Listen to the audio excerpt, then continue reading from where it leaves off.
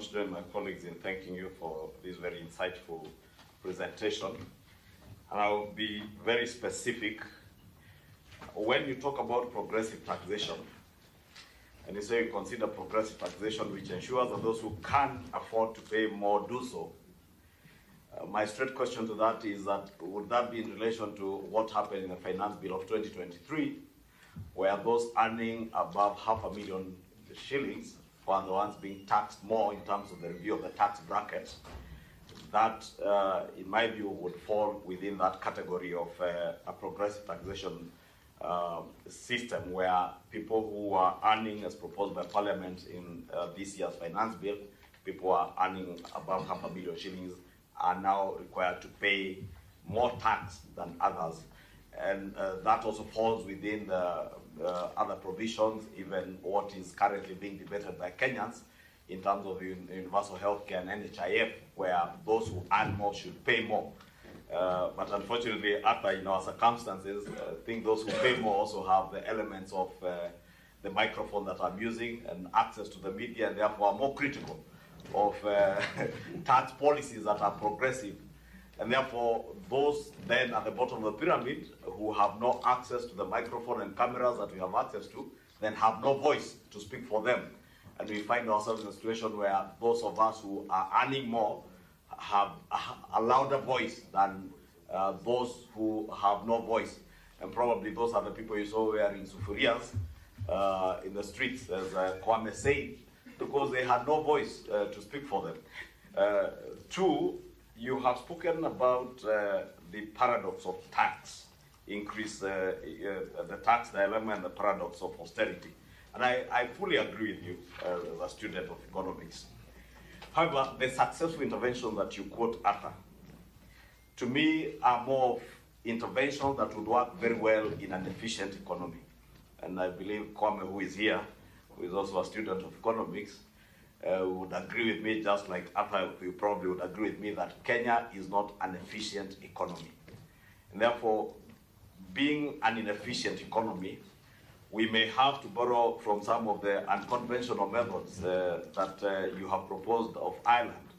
And I want to believe that is what Honorable Hassan Omar was referring to, in relation to the monetary policy that the central bank governor spoke of, I think, only last week, in terms of the interventions that have been there on the Kenya shilling. And now you have, they are saying they have allowed the Kenya shilling to take its equilibrium level without propping it up artificially. Would that also, my question be, warrant or qualify to be such an unconventional method as the case was for Ireland?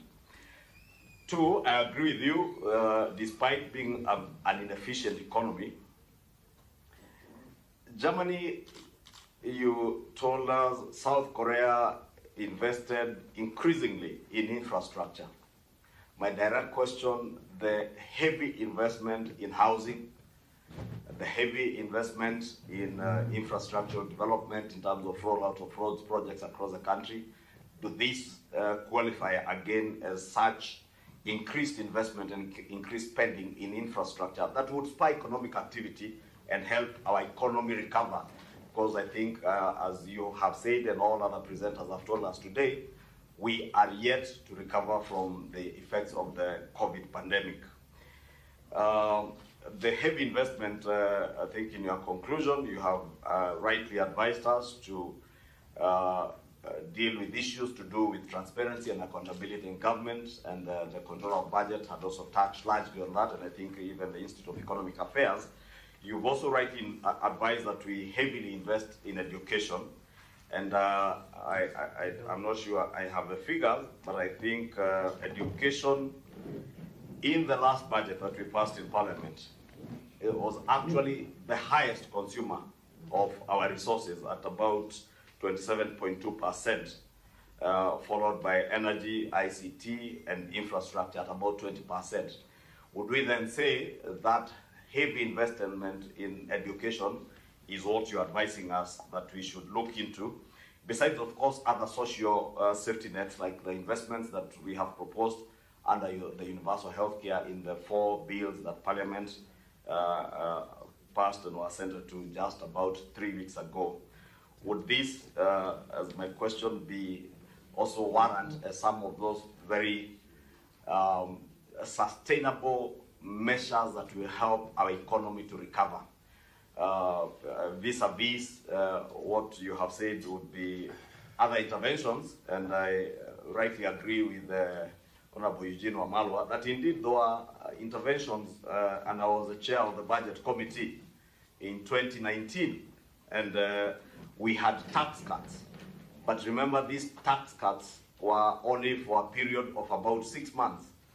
How sustainable is it to have tax cuts that are for a short period, vis-a-vis now the probably longer view measures that you propose in terms of heavy investment in infrastructure, heavy investment in education, heavy investment in ICT that this current administration has taken, vis-a-vis those, I'm trying to avoid the term knee-jerk reaction to the COVID pandemic, which was a short-term stopgap measure for tax cuts that were only for a period.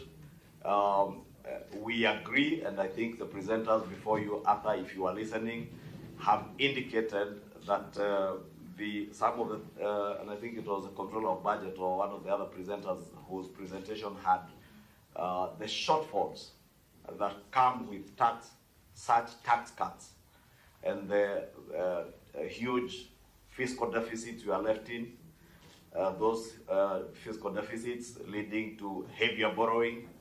Where would you advise us to sit in? Would you propose that we go for this short-term knee-jerk tax cuts that will get us into a larger hole that we were in from the presentations by the earlier presenters? Arthur, thank you.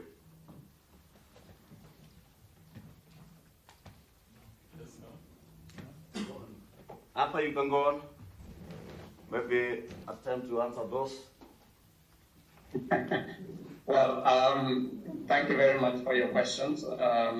Yeah, I think we could spend a lot of time debating this, and I'm not going